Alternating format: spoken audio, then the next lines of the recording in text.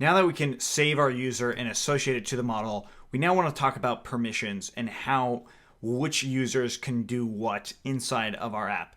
This has nothing to do with authentication. It just has to do with permission. So if it is a user and they are logged in, then they can create it. Or if they're not logged in, then they can do stuff too.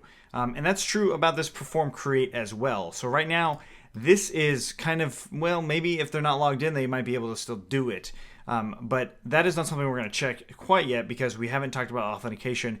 And first I want to do permissions. So let's go ahead and import from REST framework permissions.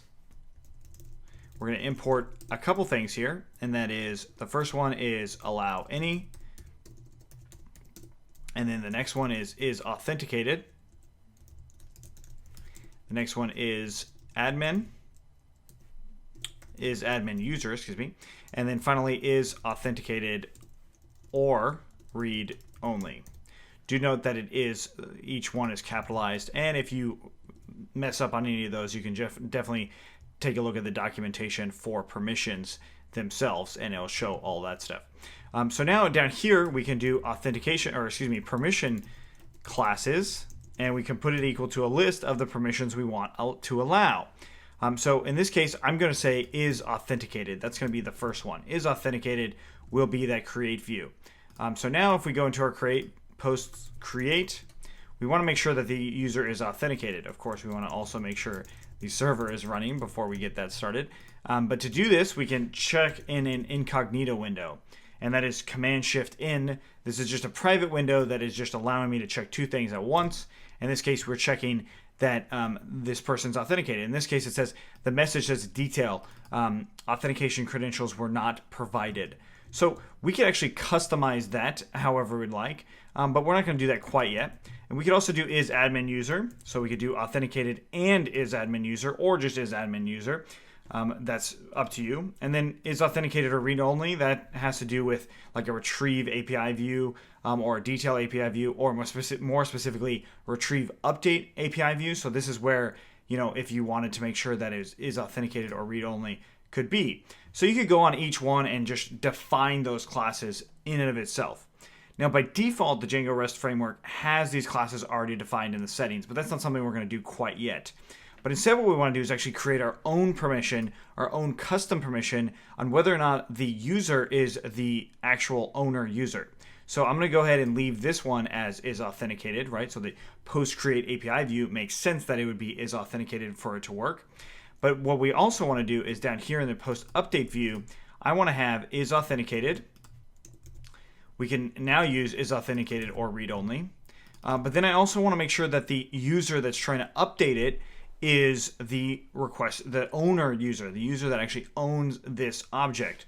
So let's go into our API module, and we're going to make a new file here called permissions.py, and we're going to create our own permission. So we'll do from rest_framework.permissions import base permission. And now we're going to do class is owner or read only, and this is going to take base permission as the only thing that's being passed, and we're going to do define has object permission. So this is overriding a method inside of the base permission, and it's going to take self request and object. So it's going to, and one more thing is view. So now all we want to do is say return object.user equals to request.user. So basically, is the requested user the same as the object user or the object owner? And this object user is coming from the model that we're going to be working with. So in this case, we have user right here. On the documentation for the Django REST framework, it says owner, which we are using user. And this is basically the exact same thing. So I'm going to go ahead and copy this, and we're going to actually import this in now. So from .permissions import is owner or read only. So I'm going to go ahead and copy this and bring it down into our post update view and put that down. But I also want to add in a message here. So I'm going to say message equals to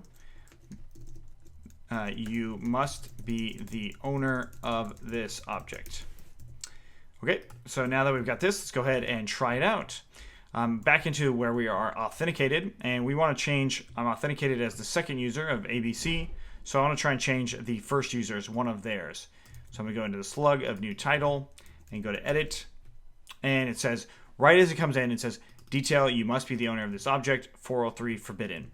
So it came off of the message that we said right there.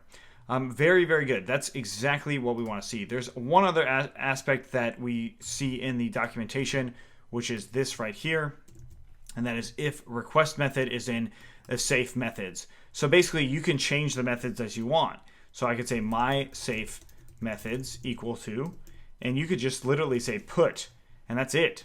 And you could just change this right here, and it will only allow you to update it. So this was literally a permission if you're the owner or user and all they're trying to do is update it.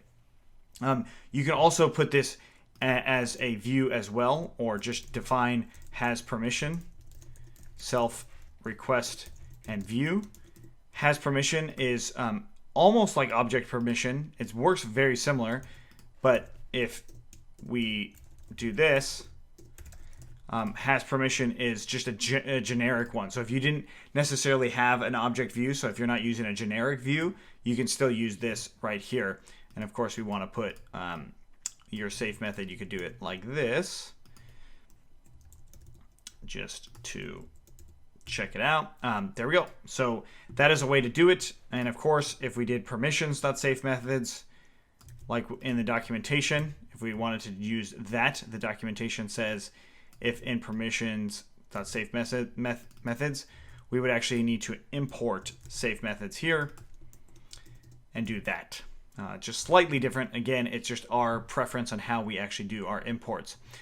So that is owner or read only. And again, it's not allowing you to do that. But whereas if you go to the one that that user actually has and try to edit it, it's giving us, you must be the owner of this object. So it's actually giving us an error. And it probably has to do with the safe method stuff. It most likely does. So we put get in here and then refresh in here, and now it actually works. Because get method is about seeing it. Cool, because if you remember back to the view itself, it's a retrieve and update view. So that's really basic stuff as far as the permissions are concerned. But this is the requested user. So if you had other attributes to this requested user, let's say, for instance, you had membership, and you want to do objects.get and user equals to request.user, and then you said something like, let's do member equals to this, and then member.is active. You could do stuff like that to really make this even more of a powerful permission stuff.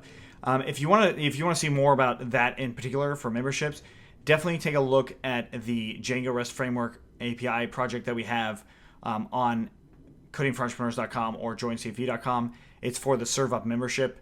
If you have questions on that one, let us know in the comments below, and we'll definitely link to it. But that's it for permissions. If you have any questions, let us know. Otherwise, let's keep going.